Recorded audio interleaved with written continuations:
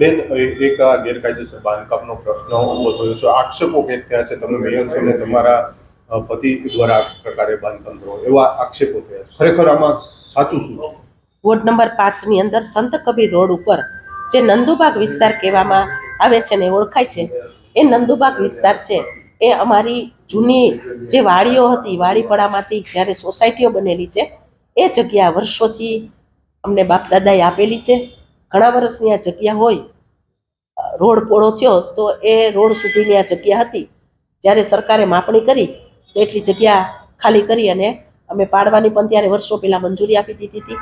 અત્યારે જે કાંઈ છે એ અમારા બાપ દાદાએ અમને આપેલી જગ્યામાં કર્યું છે બાંધકામ.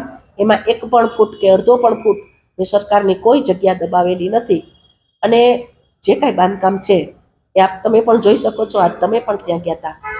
હું એક મેયર છું, તો મેયર તરીકે હું પણ મારા 55 વારના સૂચિતના મકાનમાં હું રહું છું.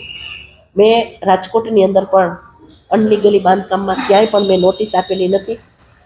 એટલે સંત કબીર રોડ ઉપરનું બાંધકામમાં જે જગ્યા છે એ અમારી વારસાઈ આપેલી જગ્યા, એમાં અમે બાંધકામ કરેલું છે. બેન, ઇન્ટેન્ટથી પણ નથી ભરીને સૂચિતમાં એ બાંધકામ ન કરી પ્રક્રિયાની અંદર શકાય? ચાલુ છે. અત્યારે મેં કોઈ ખોટું કર્યું નથી. મૂળ જગ્યા છે એ અમારા વર્ષોથી બધાને, આજુબાજુના વિસ્તારવાળાને પણ ખબર છે. આપ તમે ત્યાં પૂછીને પણ આવેલા છો. એ જગ્યા વર્ષોથી અમારી બોલે છે અને દસ્તાવેજની અંદર, કાચા દસ્તાવેજમાં પણ એમાં નામ બોલે છે. નિયમ બેન એવો હોય છે કે સૂચિતમાં બાંધકામ, નવું બાંધકામ ન કરી શકીએ, પણ આ નવું બાંધકામ થઈ રહ્યું છે. કોર્પોરેશન જે આદેશ આપશે એ આદેશ પ્રમાણે અમે રહેશું. મેં ખોટું કર્યું નથી, હું ગર્વથી કહું છું.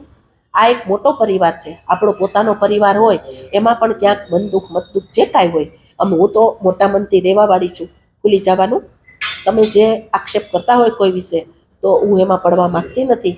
પણ આ જગ્યા છે એ મૂળ અમારી છે, પોતાની જગ્યા છે અને એમાં બાંધકામ કર્યું છે. પણ કોર્પોરેશન જે આદેશ આપશે એ આદેશ પ્રમાણે કામ કરશું.